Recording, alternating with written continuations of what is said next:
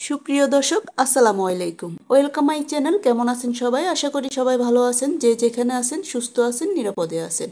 দেশ ও দেশের বাইরে যে যেখান থেকে আমার ভিডিওটি দেখতেছেন, শুরুতে একটা লাইক দিয়ে ফুল ভিডিওটা দেখার অনুরোধ রইল। আজকে আপনাদের সাথে শেয়ার করব তেলাপিয়া মাছ ভুনা। আমি এখানে 4 পিস তেলাপিয়া মাছ নিয়ে নিয়েছি। আপনারা কম বেশ করে রান্না করতে পারেন, এখানে যে কোনো মাছে রান্না করতে পারেন। আমি যেভাবে রান্না করব ওইভাবে যে কোনো মাছ আপনারা রান্না করতে পারবেন। প্রথমে আমি হলুদ আর লবণ মেখে চুলায় চলে যাব। লবণ আর হলুদটা ভালোভাবে মেখে নিতে হবে। চুলায় একটা কড়াই বসিয়ে দিয়েছি, দিয়ে দিলাম রান্না করার রেগুলার তেলটা গরম হয়ে আসছে। আমি এক এক করে মাছগুলো দিয়ে দিব। মাছটা আমি হালকা মিডিয়াম ভাজবো, হালকা ভাজবো না আবার বেশিও ভাজবো না, মিডিয়াম ভাজবো।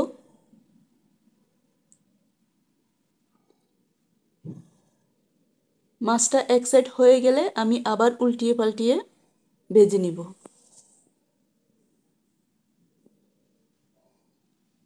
দেখতে পাচ্ছেন কতটুকু আমি ভেজে নিয়েছি। একবারে বেশিও ভাজবো না, একবারে হালকাও ভাজবো না।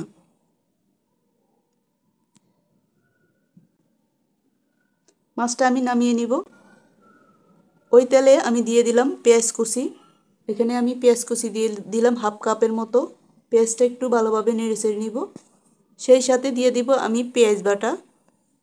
পেঁয়াজ বাটার সাথে আমি একটা রসুন, এক টুকরো আদা আমি ব্লেন্ড করে নিয়েছি, সাথে দিয়ে দিয়েছি কাঁচামরিচ। 4-5টা কাঁচামরিচ সহ ভালোভাবে আমি ব্লেন্ড করে নিয়েছি। এখন ভালোভাবে কষিয়ে নিব।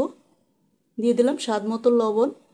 এখন সময় সময় নিয়ে একটু ভালোভাবে কষিয়ে নিব, যাতে আদা রসুন বা পেঁয়াজের যে কাঁচা গন্ধটা আছে গন্ধটা চলে যায়, পেঁয়াজগুলো একবারে নরম হয়ে আসে। এখন দিয়ে দেব হাফ চামচের মতো হলুদের গুঁড়ো, 1 চামচের মতো মরিচের গুঁড়ো। মরিচটা আপনারা জাল আপনাদের পছন্দ মতো ব্যবহার করবেন। আমি একটু মরিচটা বেশি ব্যবহার করেছি, কাঁচামরিচ ব্লেন্ড করে দিয়েছি, সেই সাথে মরিচের গুঁড়া ব্যবহার করেছি। এখন ভালোভাবে আরও কিছুক্ষণ কষিয়ে নিব। সামান্য পরিমাণ পানি দিয়ে দিব। পানিটা দিয়ে আমি আরও কিছুক্ষণ কষিয়ে নিব। এই মশলাটা যত কষাবেন তত ভালো, খেতে খুব ভালো একটা টেস্ট আসবে। দিয়ে দিলাম হাফ টিস্পুনের মতো জিরার গুঁড়ো। এখানে আমি আর কোনো মশলা ব্যবহার করব না।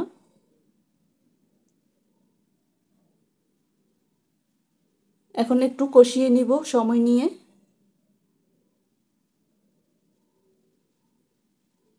আমার প্রায় কষানো হয়ে গেল। এখন আমি মাছগুলো এক এক করে দিয়ে দিব। মাছগুলো দিয়ে উল্টিয়ে পাল্টিয়ে আমি 5 মিনিটের মতো রান্না করব। যেহেতু মাছটা ভাজা হয়ে গেল, এখানে রান্নাও প্রায় হয়ে গেছে। এখন আমি 5 থেকে 7 মিনিটের মতো রান্না করব। কিছুক্ষণ পর পর একটু নেড়ে চেড়ে দিব। খেয়াল রাখতে হবে মশলা যাতে পড়ে না যায়, পড়ে গেলে বাজে একটা স্মেল বের হবে, খেতে ভালো লাগবে না।